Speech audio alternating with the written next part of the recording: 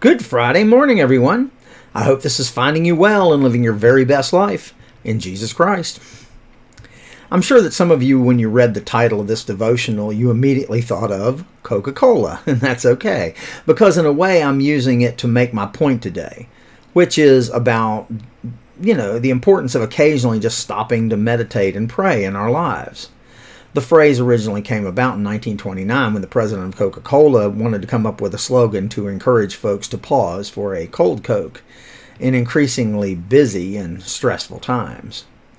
And I can't help but think that if folks needed to pause back then, how much more do we need to pause for refreshing in today's ultra-busy world?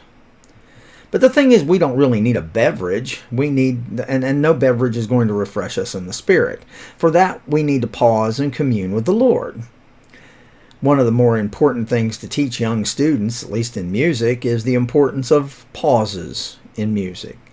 These pauses are placed in the music to give the listener time to reflect on what they've just heard.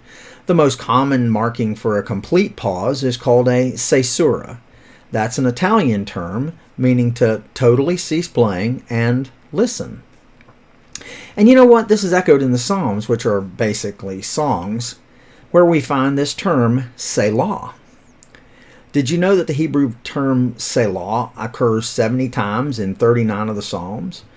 And the thing is, while we don't know for certain what it means, many biblical scholars believe that Selah was a musical term similar to caesura, which indicates to a pause in a song, whether for emphasis or for reflection.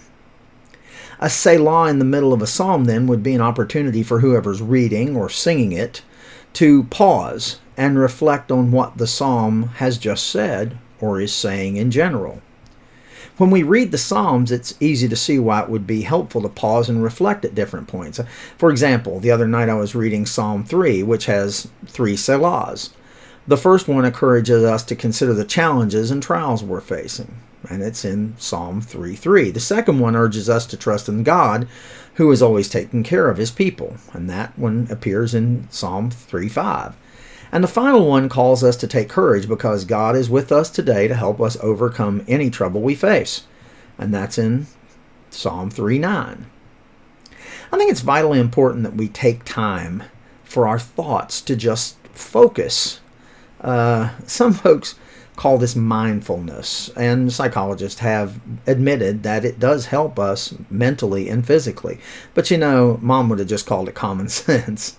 The world's a very busy place, and let's face it, it never seems to stop. If we're left to our own devices, we tend to keep pushing when we need to pause, refusing to stop for that drink from the Lord that truly refreshes our bodies, our minds, and our spirits. Isaiah 40:31 reminds us, "But they that wait upon the Lord shall renew their strength. They shall mount up with wings as eagles. They shall run and not be weary, and they shall walk and not faint." This type of momentary pause, in my opinion, is vital to our Christian well-being.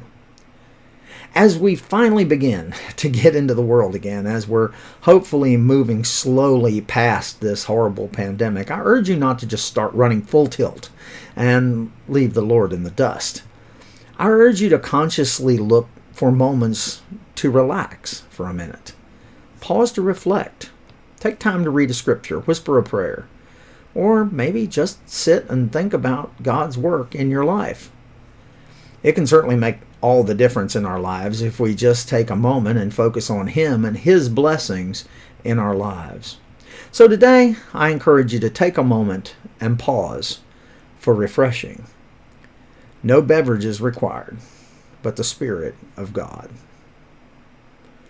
I hope you make today a fantastic day. I want you to know that I'm here should you need me. And I love you all.